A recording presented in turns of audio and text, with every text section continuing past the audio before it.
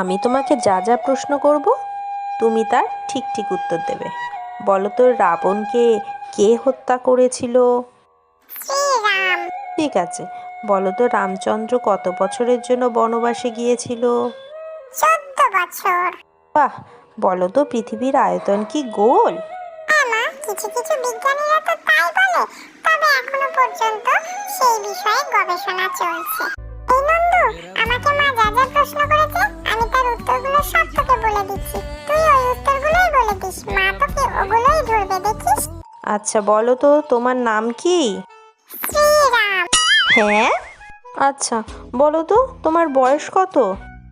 14 বছর। আরে তোমার মাথা টাথা সব ঠিক আছে তো? কিছু কিছু বিজ্ঞানীরা তো তাই বলে, তবে এখনো তার বিষয়ে গবেষণা চলছে।